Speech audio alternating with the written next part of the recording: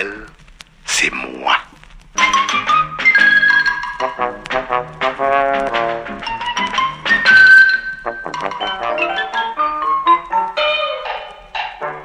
Pour votre fête, mademoiselle Rose, je voulais vous apporter des fleurs, mais je n'ai pas pu trouver des roses que votre parfum et votre fraîcheur. Alors j'ai marchandé une broche, une montre en or et d'autres bijoux. Seulement en fouillant dans mes poches, je n'ai trouvé que 28 sous. Mais vous ne perdrez rien. J'ai trouvé le moyen de vous donner quelque chose de bien. Ah, mademoiselle Rose, j'ai un petit objet à vous offrir. Ah, c'est quelque chose qui vous fera plaisir. Ah, dit-elle, je suis anxieuse d'admirer votre petit objet. Oh, je lui fais, vous êtes trop curieuse. Faudra deviner ce que c'est. Elle me dit, c'est-il une robe claire, un corset ou bien un pépin? Je lui réponds, non, c'est une affaire qui peut tenir dans le creux de la main.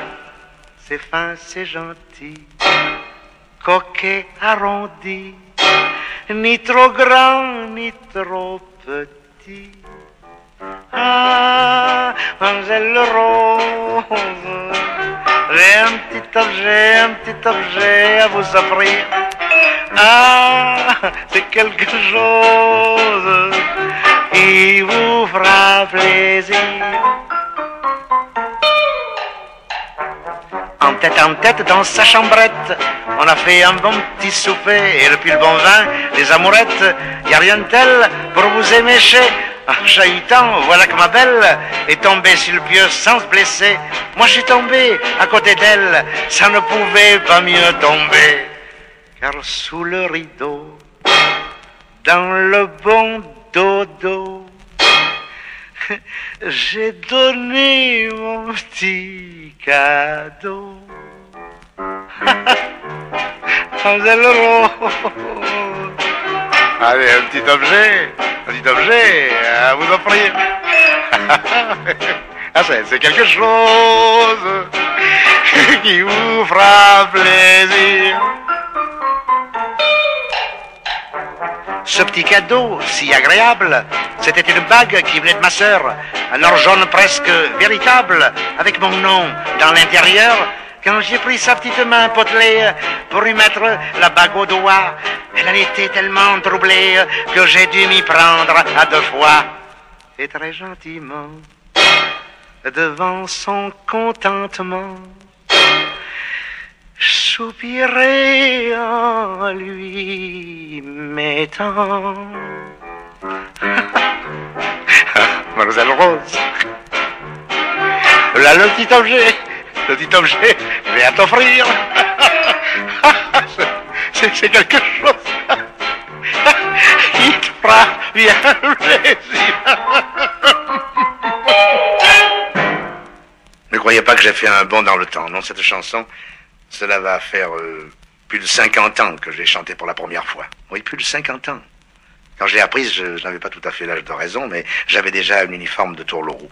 Mon père m'avait acheté pour mes étrennes le képi, le dolman bleu, le pantalon garance avec les basanes et le grand mouchoir à carreaux pour se moucher entre les couplets et s'éponger entre les chansons. Mon père n'était pas un acteur de profession, mais c'était un mordu du théâtre. Il jouait la comédie en amateur et sous le nom de Cinède, il avait conquis une jolie réputation dans tous les cercles et les patronages de la banlieue marseillaise. Et non seulement il jouait la comédie, mais il allait au théâtre toutes les semaines et il m'emmenait très souvent avec lui. À l'époque, le cinéma parlant n'était pas encore inventé, mais les Marseillais n'étaient pas pour autant privés de spectacles. Il y avait un théâtre presque dans chaque quartier de Marseille. Près de chez moi, où j'étais né, boulevard Chave, il y avait le théâtre Chave. Ce n'était qu'un théâtre très modeste, mais il s'y produisait les plus grandes vedettes marseillaises. J'avais des culottes courtes à l'époque, mais je le revois comme si c'était hier. Imaginez l'ambiance d'une réunion électorale de 1936 ou bien celle d'une corrida. Ça faisait un bruit, mais un bruit, et puis tout d'un coup, un silence terrible. Un silence encore plus impressionnant que le bruit qui l'avait précédé.